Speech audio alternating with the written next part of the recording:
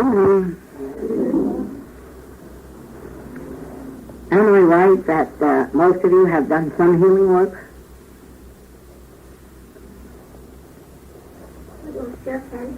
Well, I just want to be sure that most of you have done some healing work, because I think that I'd like to devote this period to the subject of healing work. Now, I'm going to speak both positively and negatively,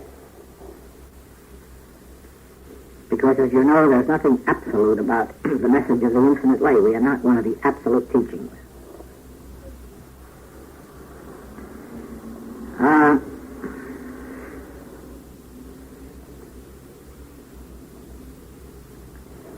Healing is at the moment the most important part of our work.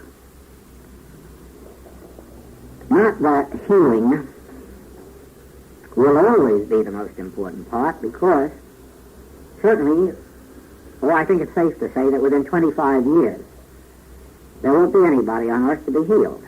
There'll be no disease. Materia medica has wiped out not only many of the diseases, but most of them. Certainly most of the serious ones, and the few remaining ones, heart disease, cancer, are very nearly coming to their end, purely through medical means. Even though some of those medical means have come into existence since the days when metaphysics were discovered and practiced. I'm sure that materia medica has advanced more in the last 75 years than in the previous 750 years.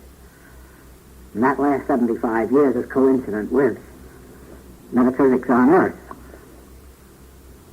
And not only that, but some of the diseases are being cured by some of the original principles of metaphysics. So that there is no reason to believe that disease will exist in any serious form beyond the next 25 years. So if our work were to be solely healing work, we'd all be out of a job within the next 25 years and perhaps have to go back to work for a living. Wouldn't it be awful to contemplate after this life of ease that we've had these last 25 years? Now, actually, healing isn't our function, because a well human being can sometimes do a lot more mischief than a sick one. I think some of our most destructive humans on earth have been very healthy ones. So that just producing healthy people can't be construed as a very spiritual activity. From any standpoint, it's a worthwhile activity. I mean, from the standpoint of materia medica, that is its function, to produce healthy human beings. Whether they turn out to be good ones or bad ones is not their business. Their business is just to turn out healthy ones. But that's not our business. Our business is to turn out good ones, and only incidentally healthy ones or prosperous ones. The demonstration of health and supply are only byproducts of our work. Our major work is turning out, literally so, turning out material sense so as to bring in spiritual consciousness. There is our function, the development of spiritual consciousness. The fact that the development of spiritual consciousness brings with it a measure of health and supply is, of course, the natural thing in accord with the statement that if we seek and find the kingdom of God, these things will be added unto us. It is possible to heal people of their physical and mental discords and financial discords, and find them no higher spiritually. The Master warned about that when he said, "Neither do I condemn thee, but go and sin no more, lest the worst thing come upon thee." In other words, I have forgiven you and I have lifted you up and made you free of punishment. But watch out now. You still have the possibility of going back to your old state of consciousness and doing it all over again, and the next time maybe worse. So I have witnessed in my work that some people receive their physical and financial healing, but give no evidence of being spiritually elevated or illumined or opened. Now, two things can happen. One of these happened in my own experience when I had the healing at the time when I was given 3 months to live, and in 3 months I was completely healed. But so far as any outward sign went, or even any inner conviction, there was no spiritual regeneration with that healing. I mean, none evident, outwardly or inwardly, with one exception, that I kept on reading and studying, trying to find out what the secret was, and it was 8 years later when I had my illumination, 8 years after the healing. And during those 8 years, if you had been observing me, you would have said, well, they certainly made you healthy, but they didn't make any other change in you. But they did, because I kept on the search. But that was the only change.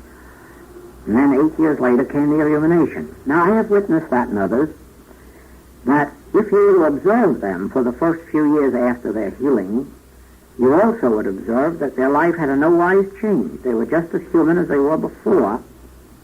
And you would say, well, what did you accomplish with that healing? Just making a sick person well. But then I discovered afterward that the same thing had happened with them as it happened with me, that inwardly they were not content and therefore kept reading, kept studying, and eventually did have a spiritual awakening. But I have witnessed others where there was no spiritual awakening and where they went right back to their material way of living, and it was only a question of time when the same or some other ill had come upon them. Or if it hadn't, at least no other benefit came than that immediate healing. I've also witnessed that, where a person was healed, and I've known them 20 years later. And they were a good human, I'm not speaking about their character, but spiritually not a sign of any further light, and speak easy and found that actually there was no other light. So that the healing amounted to just that, a physical healing. Now, of course, neither you nor I will ever have any power to determine what kind of a healing our patient has, whether it's going to result in their spiritual illumination or it isn't.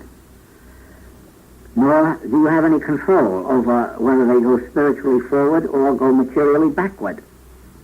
That's not your function, because it has to do with their own inner state of consciousness, their own preparation for spiritual development. Your responsibility is merely to do that which you're called upon to do. What happens afterward is none of your business. Now,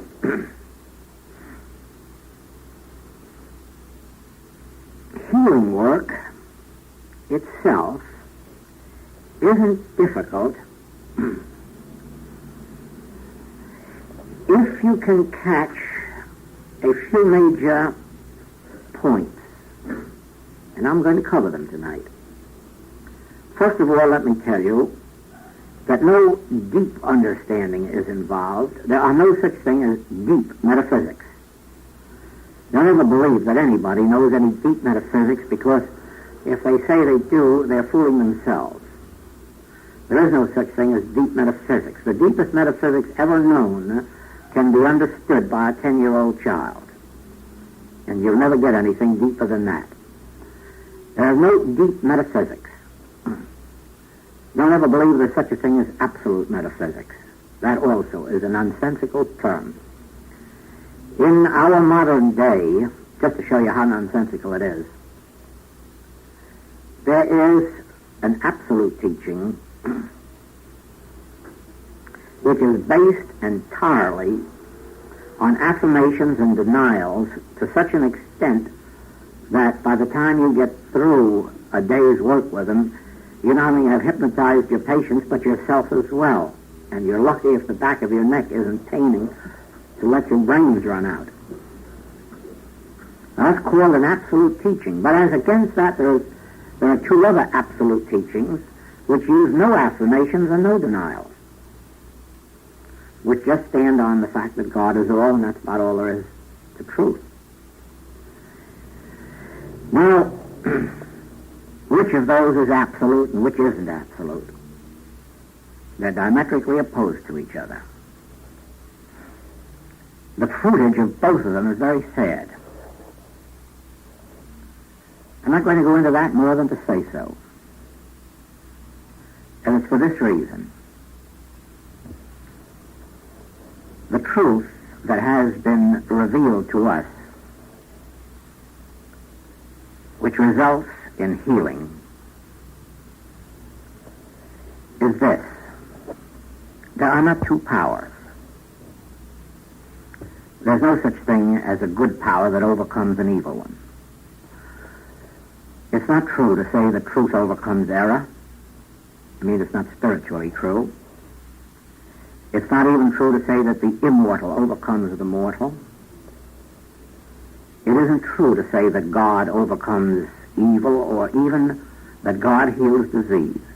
All those statements are relative statements used only so as to maintain a language that the uninitiated understand. In other words, if a person comes to us who has never had metaphysical help or study and says, "Will you help me?" and you were to say, "Why, there is no disease."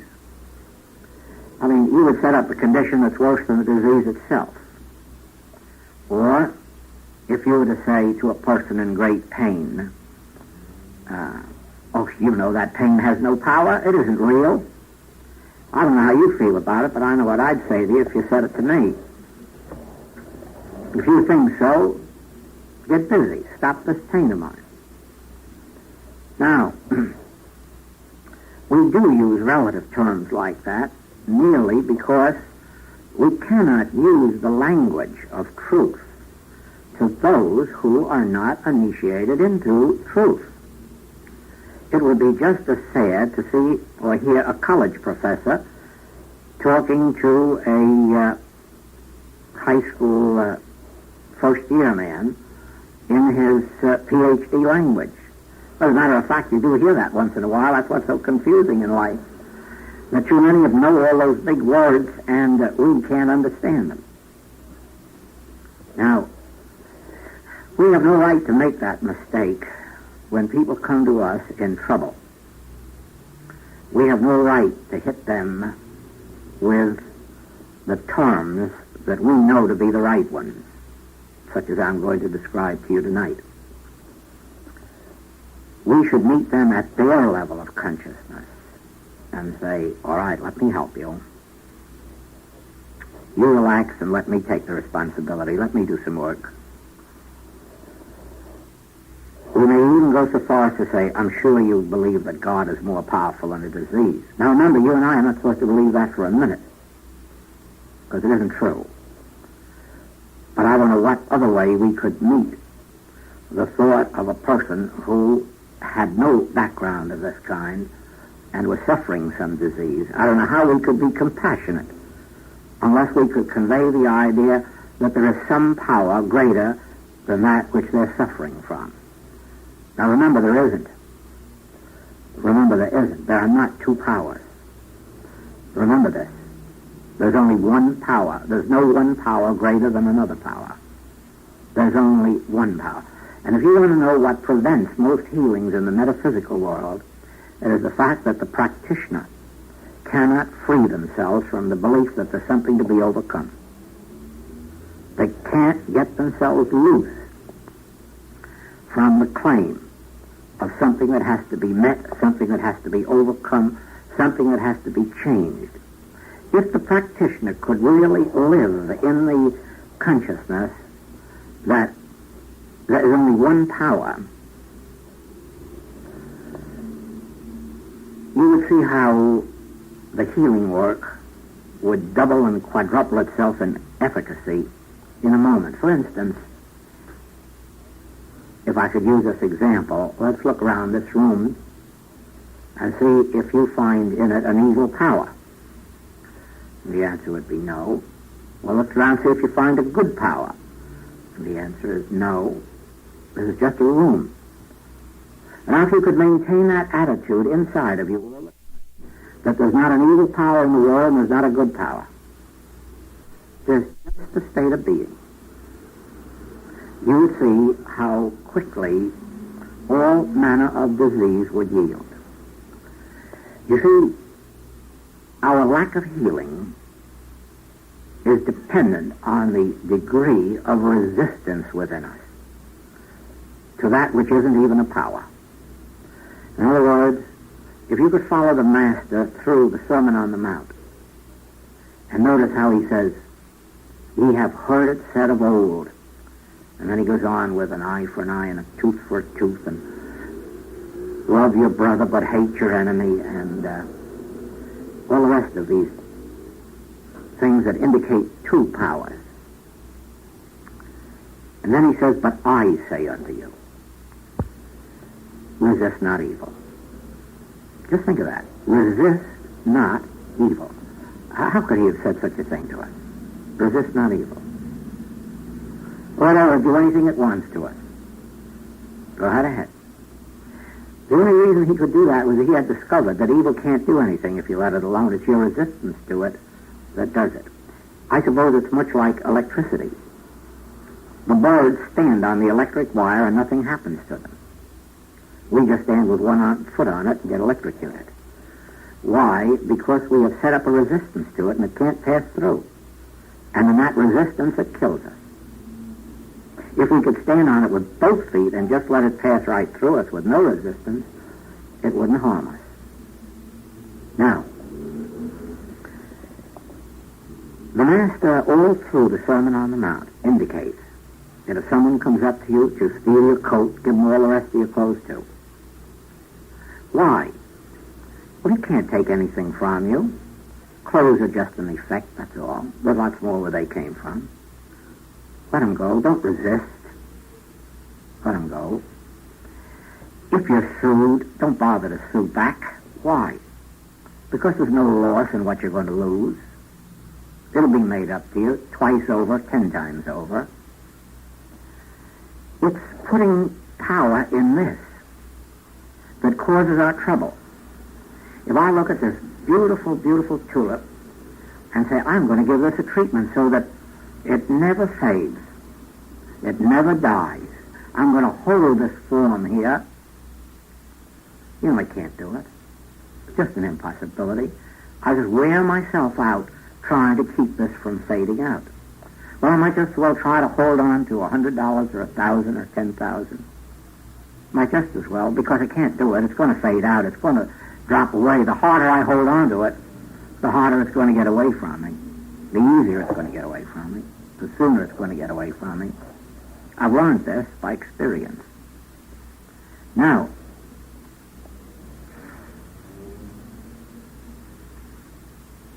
the greatest secret that I can impart to you is the fact that there are no powers. No powers. No good powers, no evil powers. There's just a divine state of natural being, which is eternal and immortal.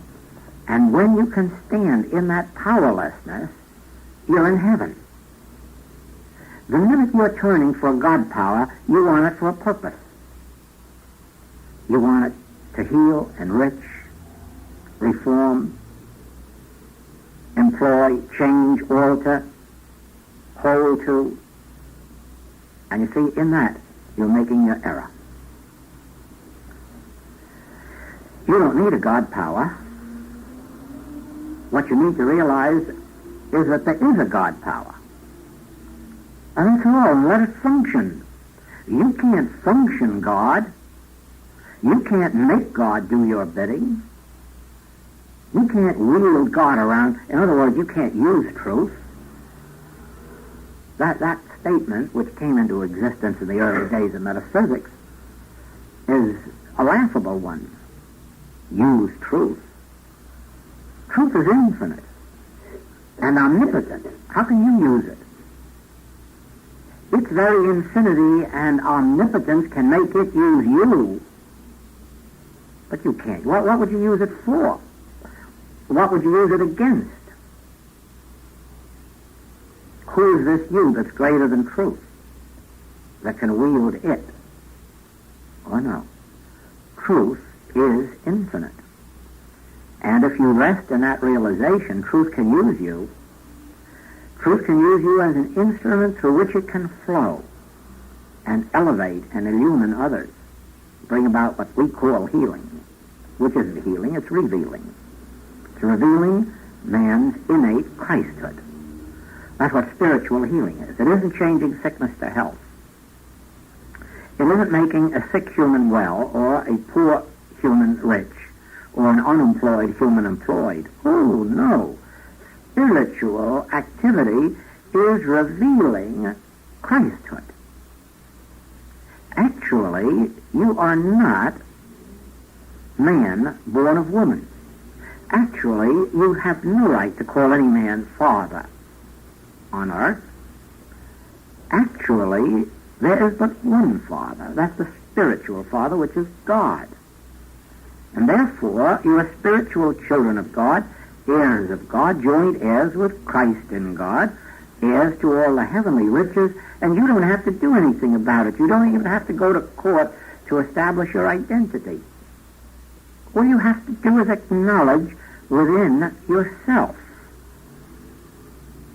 Now, yes, a physical heir has to go to court and prove he's one.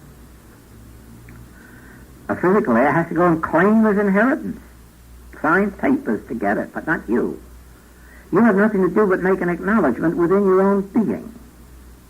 I am. I am. The I of God is the I of me. Of course, when we do that, we have to be very universal and acknowledge that for all mankind, that the true identity of everybody. Then you won't have to heal them. Then you won't have to use truth to do something for them. Then you won't have to be concerned whether there's a truth with which to beat an error. No. There is only one thing that we as spiritual students have to do.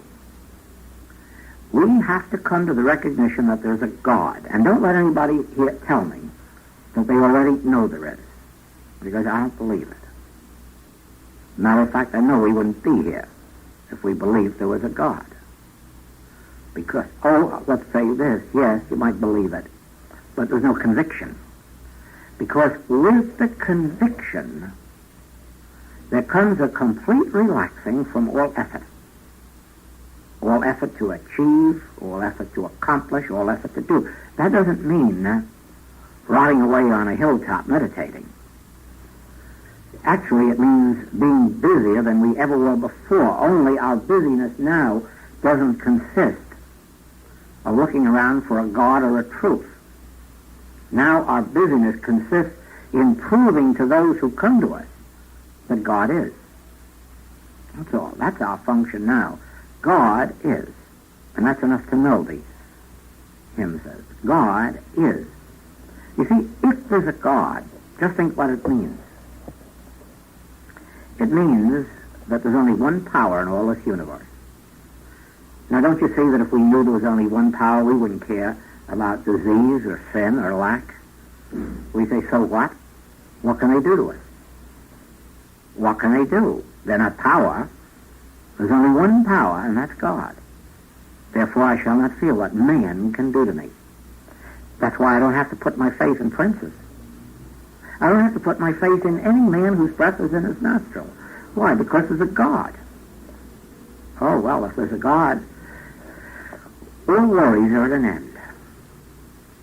That God takes care of its universe. Now, we come into the demonstration of it in proportion as we give up the battle against evil. Those of you who have a Christian Science background perhaps remember the term protective work. Every Christian Scientist is taught protective work. And in one sense, every spiritual student should be engaging in protective work every day of their lives. But there is only one correct form of protective work. Thank you, Father, that there's only one power. That's your protective work. The realization that there's but one power. The minute you start protecting yourself from powers, you're the blind leading the blind. Now, what are you doing to yourself when you're protecting yourself from evil powers? You are definitely affirming that God is not all power, that God is not the only power, that good is not all there is, and so you're just throwing a mantle of protective work around yourself from something that doesn't exist except in the universal belief of two powers. So it is. I suggest to all of our students in the practitioners' classes that they never fail to open their day with protective work. And as many times a day as they can think of it, that they again bring themselves under the benefits of protective work, but in one way, in the realization that there is but one power. Thereby they protect themselves from the universal belief in many powers. Now, if you're not doing that, you are laying yourself open to all kinds of temptation during the day. It may be a temptation to sin, or it may be a temptation to lack, or it may be a temptation to be sick, it may be a temptation to have an accident. Unless you are enveloped in your consciousness in the realization of one power, you are exposing yourself to the universal belief in the powers of infection and contagion and accident, careless driving on the road, drunken driving on the road, chance, accident, all the rest of those things. That's why we are not an absolute teaching. We acknowledge that there is such a thing as a universal mesmerism that has gripped this world. The mesmerism is made up of the belief of two powers.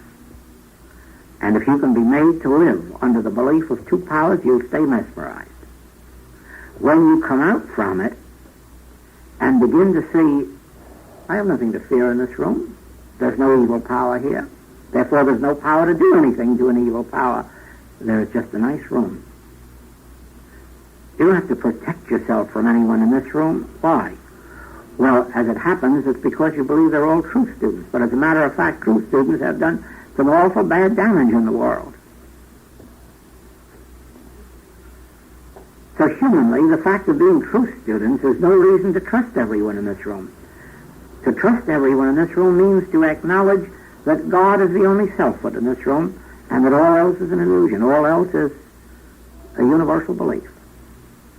There is the reason to trust everyone in this room. There is only a God self in this room, even though it is manifested 20 times. It's still God self.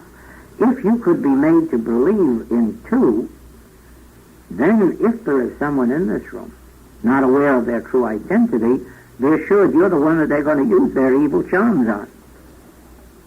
The rest will not be touched by it.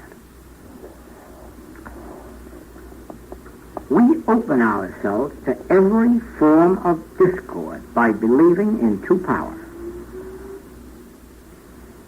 Now, I could take you, as I did last year, our students in New York City in March, in Melbourne, Australia later, then in Chicago, Seattle, Portland, and finally back in New York in November, and show you how the revelation was put into my mouth time after time during the year that we have been given the secret of life. We have it in the infinite way. It's a secret that's been hidden 4,000 years. It hasn't been given to man except in a few brief passages of the Master. And aside from that, it has been dormant, and it has not appeared in any of the teachings that have been given to the world. When it was given to me, it was given virtually with a shock while standing on a platform, not in a class, but in a lecture hall with a big open lecture in a theater. The last place in the world that I ever expected a deep spiritual message to come out, it came out. And I was so shocked with it that I went back to my room afterward and prayed all night long that nobody in that theater understand it. For I knew if they did, that all of New York City would be in a turmoil from the extent of it. And I had my wish, because nobody came to me the next day and said they even heard it. And so it has taken a whole year to gradually inject itself into the consciousness of our students, so that those who have either been present or have heard the tapes of New York March, Melbourne, Chicago, Seattle, Portland, and back in New York in November, by now it's in their blood.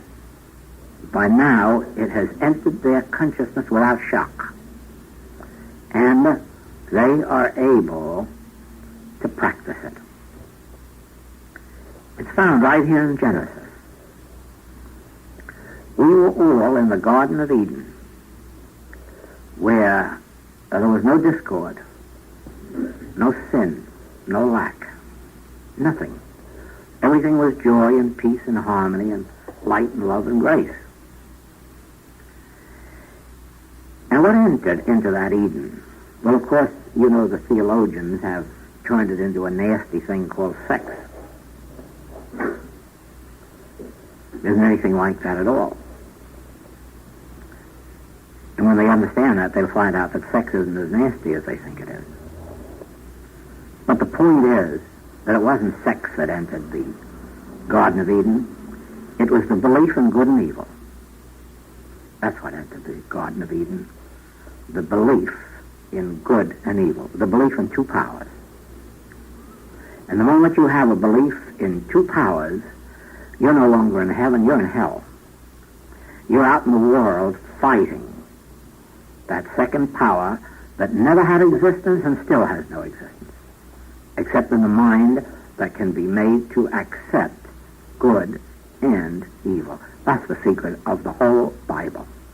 That was the secret of the Master's when he could stand in front of Pilate and say, "Thou couldst have no power over me unless it came from God." Why? Because there isn't any other power. That was his secret when he could touch the leper. Why shouldn't I touch leprosy? What can it do to me? It has no power. God is the only power. That's why he could put spittle on the blind man's eye and heal him, to show him that he could be healed. Spittle. Why, spittle has no power. And a matter of fact, to the Hebrew, it has less power than to anybody else, because the Hebrew uses spittle as a sign of disdain. That was an old Hebrew custom back in biblical days, and sometimes you may see it in use now, that habit of spitting when you want to show your disdain for somebody or for something. In other words, spittle is nothingness, and here he heals a man of blindness with it, with nothingness. Why? Because the power of blindness isn't a power. And just to put a little spittle on it and cure it shows you that it never was a power, because spittle isn't a curative agency. Now, we are sitting here, each one of us, and in some degree we are all victims of the universal belief in two powers, good and evil. None of us has completely transcended the belief of two powers. It took Jesus until after the resurrection before he could transcend it. He knew intellectually that it was truth, the same as I do, and the same as you will after this. But that won't demonstrate it for you. You'll have to put it into practice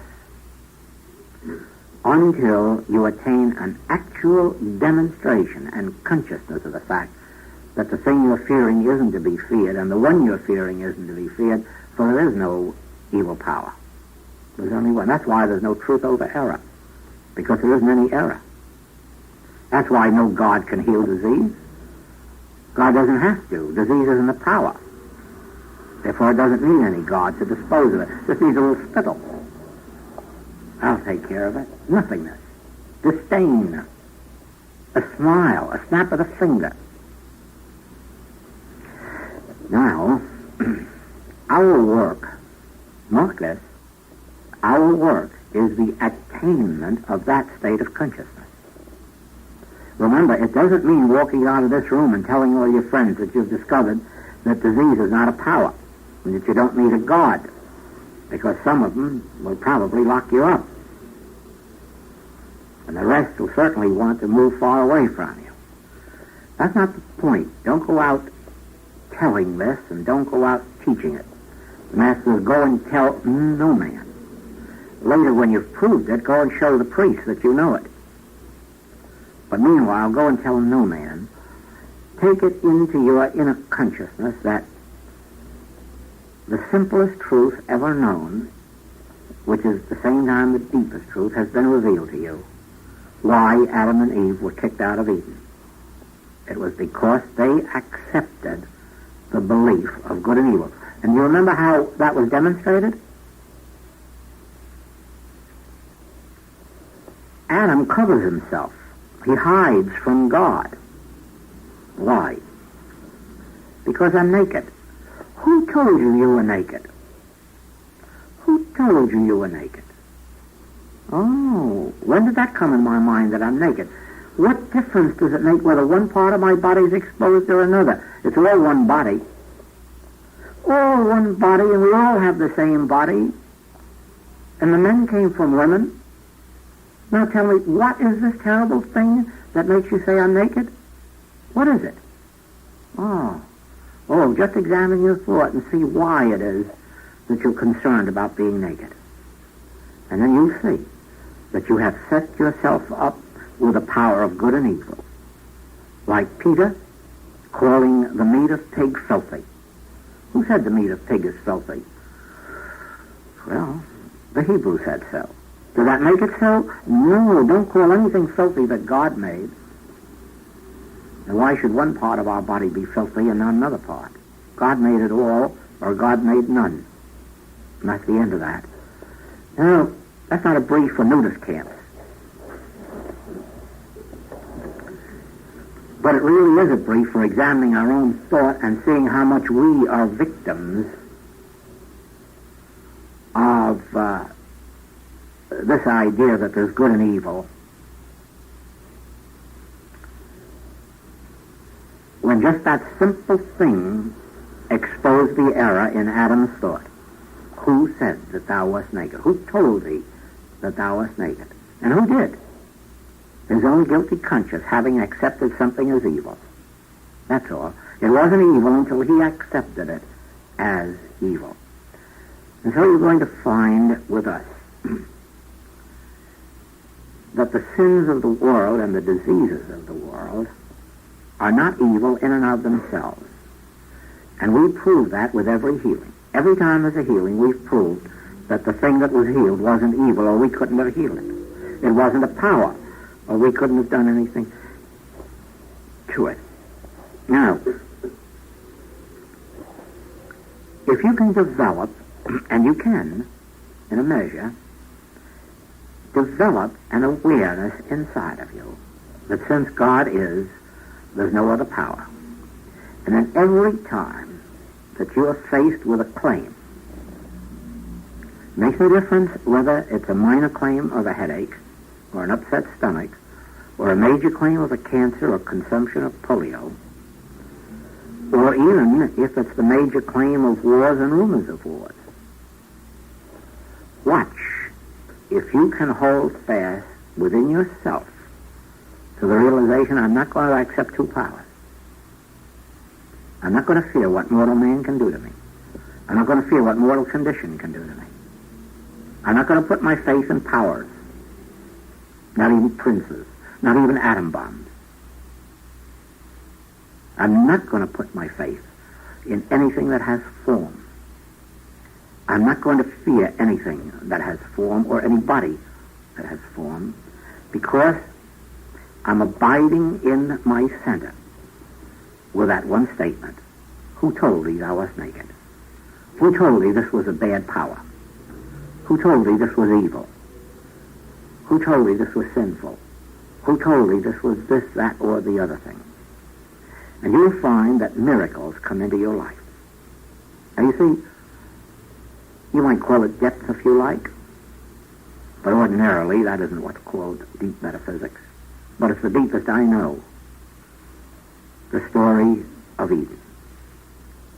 And the simple question, who told thee that thou wast naked? Who told thee that there are two powers? And as you make the change inside of yourself, and remember, that's the only place you can make it. You can't make it outside. And don't try to tell your patient not to fear evil. Don't try to tell your student that they mustn't fear it, because they have nothing to do with it. They can't help themselves. They're hypnotized with a universal belief. It's you. It's you who must be dehypnotized, and in your dehypnotization, you free them. I, if I be lifted up, can draw all men unto me. So don't go around blaming on your patient if they don't get healed, or on the student if they don't get healed, because it isn't their fault. It is up to the practitioner. I'm speaking now, of course, in the majority of cases where we know that serious, earnest people are coming to us for help. Certainly there are those who have no faith in what we're doing, no conviction, and not only that, but have no desire in our direction. They merely want to get rid of a pain or a disease or unemployment, and very often we can't help them, no matter how high our attitude is, because they can't give the correct answer when the Master says, silver and gold have I none, but such as I have give I unto thee. They don't say, please do. They say, oh, no, but my rent is due and I must have money. Or, oh, well, this pain is terrible, you must get rid of the pain. It's very difficult, because what you're revealing is their Christhood. You're not making a claim that you know how to stop their pain or remove the lump. No, you're merely saying that you can reveal their Christhood. But I can tell you this, that you can't reveal their Christhood as long as you believe in two powers. You can't do it. There is no Christhood where there's two powers. There is only Christhood where there is one power. If I can look out from my place here and realize that there's no good or evil people in this room, there's just Christhood, I can lift you to some measure of harmony and realization through that. Heaven help me if I believe that some of you are good and some of you are bad, because I can't tell which is which. And I don't know if I've told you, but we had a test in one of the magazines the year before last. On one page, a whole group of men and women, and on the other page, another group of men and women. And the idea was to tell which of them were prominent, successful people in their fields and which were inmates of prisons. You'd be surprised what a bad average most of the people got. It's a very difficult thing, although it's nice to boast about what good psychologists we are, and we can always tell an honest person, don't believe it. If we could always tell the crooks couldn't operate. But the point is that we can't. However, if we can disregard the appearance of good and evil and hold to the middle path, which is that Christ is thy true identity, then even if you were bad, you couldn't use it against the one who knows that. It just can't be done. That is their protective work. That is their protection. That they are not seeing good or evil, they are seeing only Christ. That is our healing secret. Go back to the book, The Infinite Way, and see how it is revealed all through there. And yet, while it's been my basis always of work, I never knew the secret until it was given me a year ago through the story of Adam and Eve. I knew the principle, but never knew what it was, where it came from, or why. But you see, it marked a turning point in the lives of all our students, because now it's so clear to us. Now it's so self-evident. We have just tried to change bad humanhood into good humanhood. We have tried to change diseased people into healthy ones, or unemployed ones into employed ones, or we have just tried to change lack into abundance. And you see, we haven't done too well at it. But wherever an individual realizes there's no good power, there's no bad power, there's just Christ. It has no opposite, it has no opposition. There's just Christ. There's not two powers. Christ, it is the truth. Resist not evil, and it will flee from you. There is the principle of infinite way healing. It doesn't mean that you won't have a battle at times. You will. You may have to sit up all night some nights and wrestle. But you won't wrestle with error. You wrestle with yourself until you lift yourself to the conviction, now I can walk in a lion's den. Because now I know there are no lions there. There's only Christ. Now I can pick up snakes, serpents, and see them turn into a staff. Because I know serpents aren't serpents, they're staffs. They're Christ. Only when you've seen this can you go into the sick room where there is infection and contagion and come out without it. Because you're not seeing it as something good or something evil, you're seeing it as nothing. Nothing, because there's only one thing present, and that's Christhood or spirituality. So it is. Just a second, it flashed into my mind a quotation of Mrs. Eddy's. The warfare with oneself is grand. And you know, that's what this whole practice is of ours. It's a warfare with ourselves. To bring ourselves to a point of conviction where we can look out at this world and not see it good and not see it evil. But just know that we're in the Garden of Eden, where there's no good or evil, there's just being. Harmonious, normal, natural being. And stand there without trying to use truth to make it so. Stand in the presence of any phase of discord and not try to change it. Stand in the presence of any form of sin, any form of disease, any form of lack, and not try to do something about it, but on the contrary, have such a state of consciousness that isn't trying to do something about it, but is reveling in the fact that God is. God is. Well, if God is, eternality is. Well, you don't help anybody to become eternal or immortal if eternality is. If God is, infinity is. Well, you can't increase anyone's supply. You can't do that. That is why, probably, one of the greatest lessons in the practice of the demonstrating of abundance is walking out in the country at this time of year and just playfully start to count the blossoms on the trees or the blades of grass in the park. You don't know that many numbers. And then you say, what? What hath God brought? Millions, billions, super billions, trillions, quadrillions? And we here talking about lack? Where is that lack? Not in the garden, not in the park. There's no place where there's lack. Unless we entertain it in our thought, then we go back to Scripture. To him that hath shall be given. From him that hath not will be taken away even the little that he hath. So therefore, every time I make the admission I have not, I'm decreasing what I already have. Every time I acknowledge any sense of lack, I'm increasing my lack. I'm multiplying it. For whatever I have, I multiply. And if I have lack, I multiply lack. But when I look out and see that the nature of God is infinity, then again I relax this thing from two powers. Completely relax. And let infinity manifest itself. And it will. It has its own way of creating channels. And if one is dammed up, it'll create another one. You can't, I can't, it can.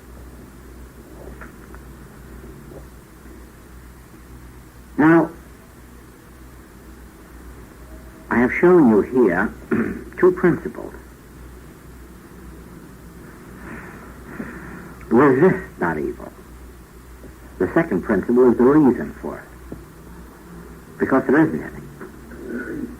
There isn't any evil power anywhere. And what we behold of evil with our eye is a mental creation, not of yours or mine. I have told our practitioner classes this, that psychology will never be a success. I can see the day when it will have to be outlawed by law. The practice of it stopped because it's pernicious.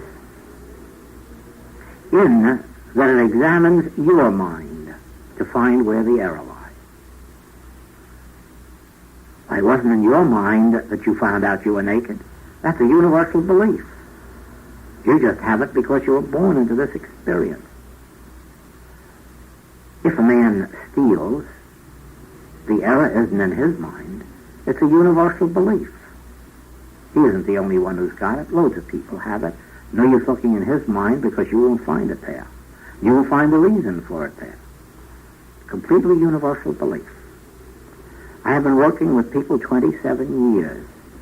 And in those 27 years, I have worked always from the principle that there is no use of looking into their mind to discover the error because it isn't there.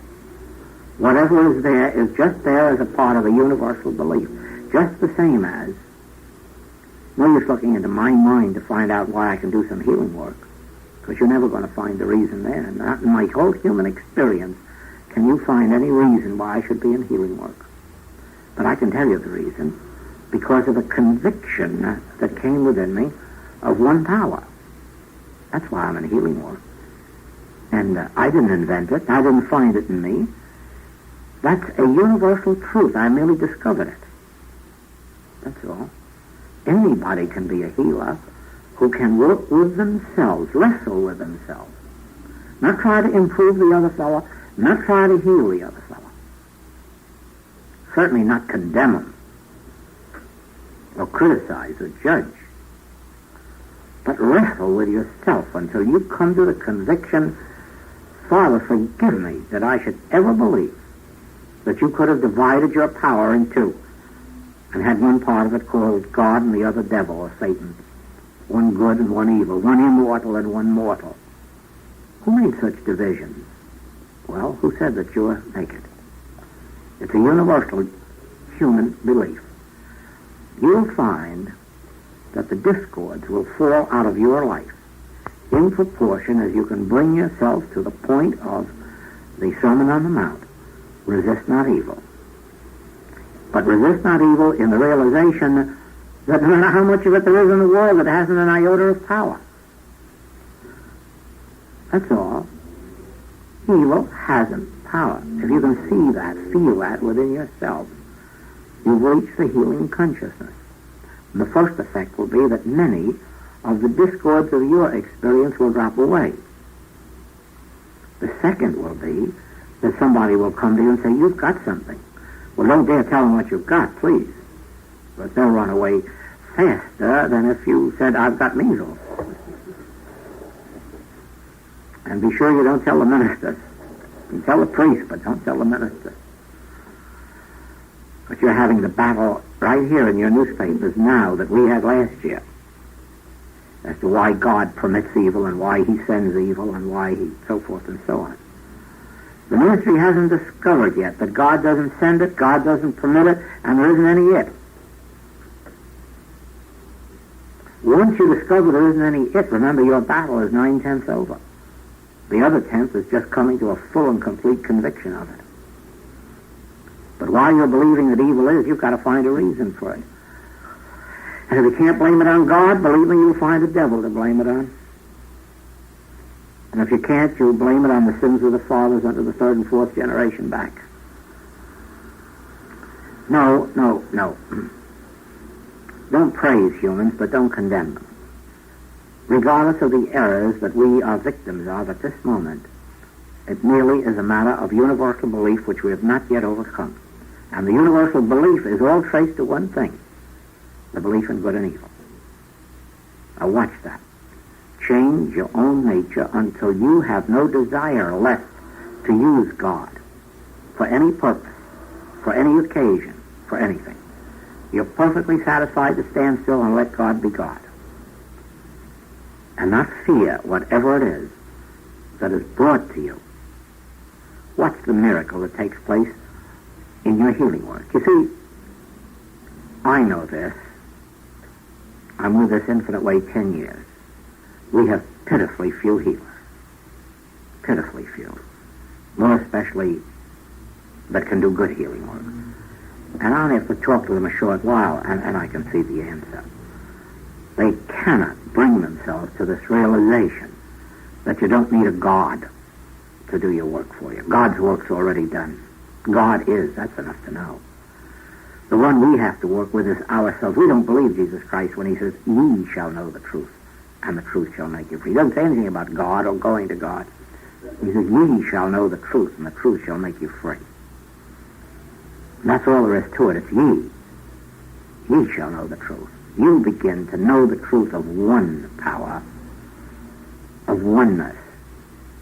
And you'll find out that the errors will fade not only out of your life, but all those who come to you. And then you'll wonder why all of this belief that you need a God somewhere to do something to something that never existed, that never was real, that never had any more power than we gave it by universal consent.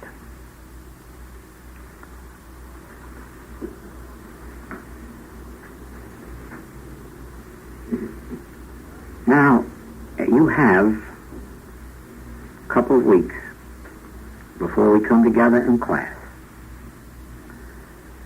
You have a couple of weeks in which to live with this truth. Maybe some of you will have an opportunity of hearing this tape over again between now and then to see what it was you missed, if anything. And you should be able really and truly to have some definite result from this meeting. And if you haven't as much progress as you think you're entitled to, then you should have questions in your mind. And don't hesitate to write out those questions, because I know you're here in good faith. You're not here to trick me or to test my powers or anything, or my knowledge. I know you're here in good faith, so that I won't be offended at any question that you ask. But write it out and have it on the table when we have class. And during the class, I will endeavor to answer every question. Because we want more healers. Our work can't prosper without healers, because it is by these healings that we demonstrate that we have a principle. And the principle is that which we want to impart. But who's interested in a principle that doesn't do something? Who's interested in a principle that doesn't bear witness to something? And rightly so. Life is worthwhile when you have a spiritual principle to live by. Life is worthwhile because most of our sins and diseases drop away, and all of our lacks in the realization of this principle.